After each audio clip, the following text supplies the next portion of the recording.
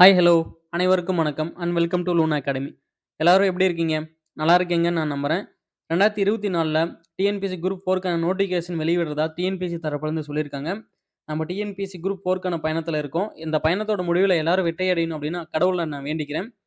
தமிழ்ல மொத்தம் 100 கேள்விகள், 150 மார்க்குகள் இருக்கு. தமிழ்ல மொத்தம் 3 பகுதி இருக்கு. பகுதி ஆ ல இலக்கணம், பகுதி ஆ ல இலக்கியம், பகுதி ஈ ல உரைநடை. இப்ப நம்ம பார்த்துட்டு இருக்கிறது பகுதி ஆ இலக்கியத்த பத்தி பார்த்துட்டு இருக்கோம்.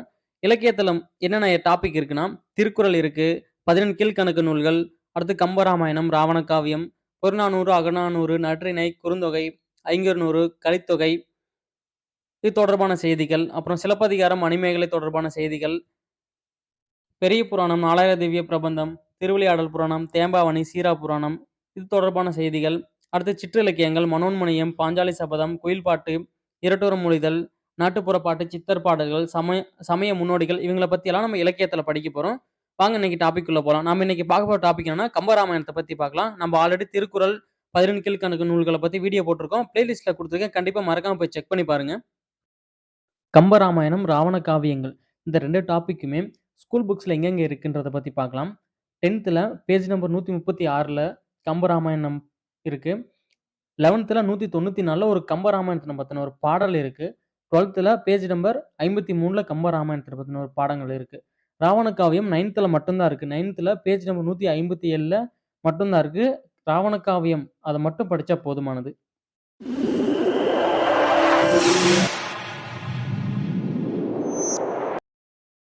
கம்பராமாயணம் ராமனது வரலாற்றைக் கூறும் நூல் ராமாயணம்.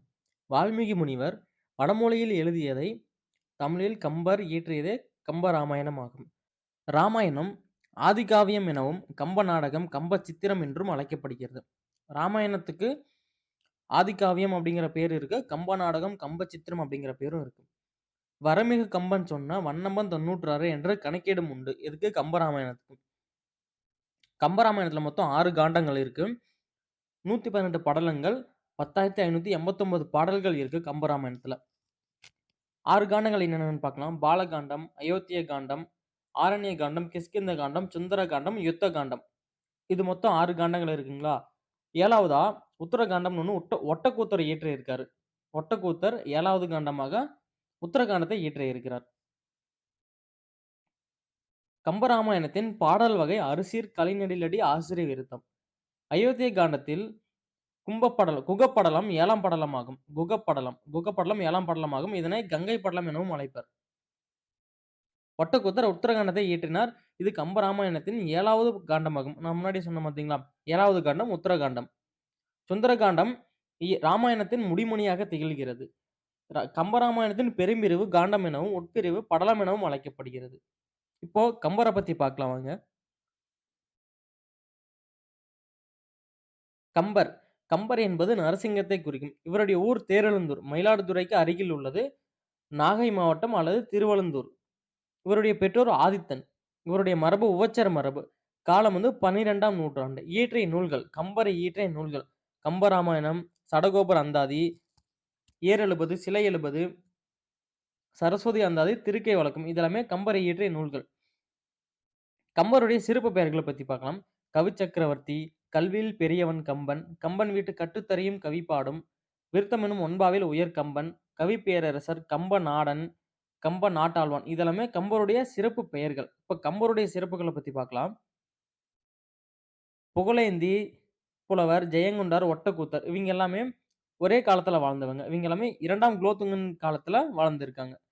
கம்பர் ஆதரித்தவர் யாருன்னா, திருவெண்ணெய்நல்லூர் சடையப்ப வள்ளல். திருவெண்ணெய்நல்லூர் சடையப்ப வள்ளல் தான் கம்பரை ஆதரித்திருக்கிறார். இவரை பற்றி ராமாயணத்தில் 1000 பாடல்களுக்கு ஒரு பாடல் வீதம் 10 கவிகளில் பாடியுள்ளார். மொத்தம் கம்பராமாயணத்துல 10,000 பாட்டு இருக்குங்களா?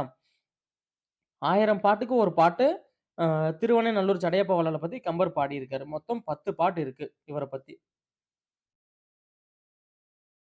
ராமாயணத்திற்கு கம்பர் இட்ட பெயர் ராம அவதாரம். ராம அவதாரம் தான் கம்பர் கம்பராமாயணத்துக்கு இட்ட பெயர். இது கம்ப நாடகம், கம்ப சித்திரம் எனவும் அழைக்கப்படுகிறது.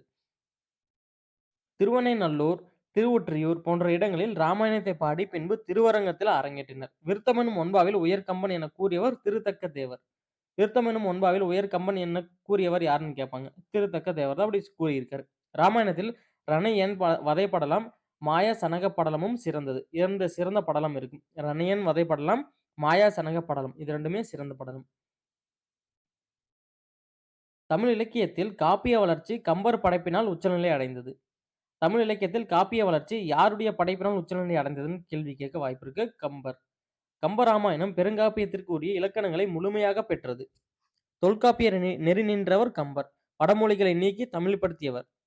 வால்மீகி. வால்மீகி அப்படின்னா ஆதிக்கவி சிறப்பு பெயர். வால்மீகி அப்படிங்கிறதுக்கு ஆதிக்கவி அப்படிங்கிற ஒரு சிறப்பு பெயர் இருக்கு. ராமாயணம் ஆதிகாவியம்.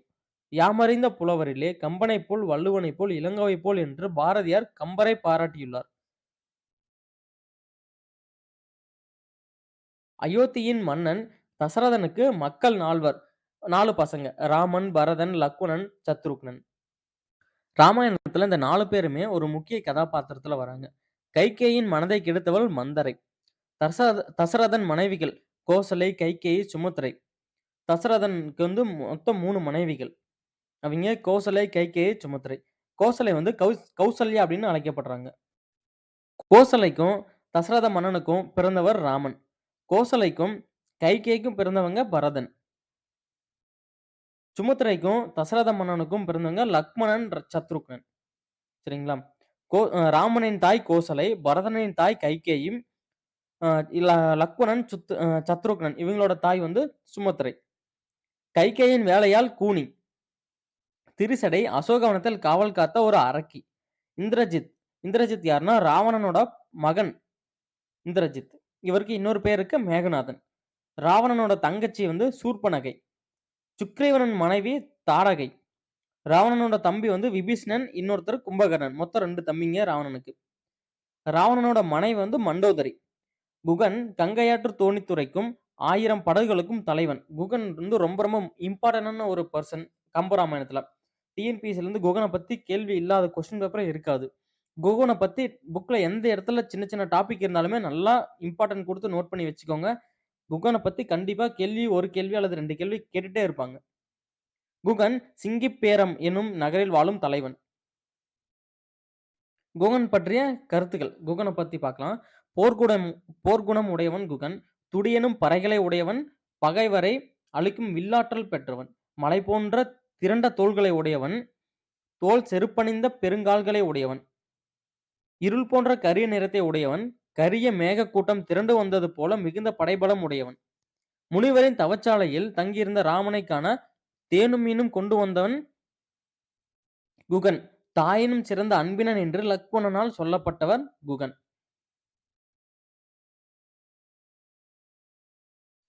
நெடியவன் அப்படின்னா உயர்ந்தவன் ஆகிய ராமன். நெடியவன் அப்படின்னா ராமன். அன்னவன் அப்படின்னா குகன்.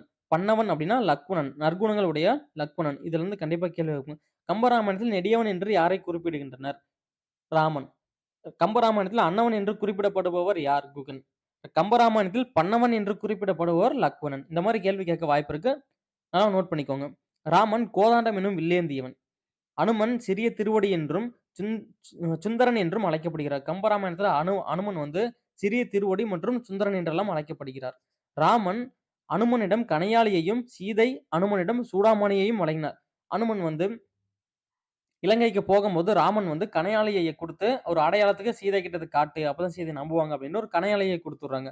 அங்கிருந்து ராமன் இலங்கையில இருந்து அனுமன் கிளம்பும்போது சீதை வந்து அவங்களுக்கு ஒரு சூடாமணியை கொடுத்து அனுப்புறாங்க. திருவடி தொழுத படலம் உள்ள காண்டம் வந்து சுந்தர காண்டம். திருவடி தொழுத படலம் என்பது அனுமனுடைய கூற்று. எல்லாவற்றிலும் இனிய நண்பனே, இவ்விடத்தில் என்னுடன் இருப்பாயாக என்று குகனை நோக்கி ராமன் கூறினான். உத்தரப்பிரதேசத்தில் பாயும் நதி சரையு. பிறைநிலவு போன்ற நெற்றி உடையவள் சீதை.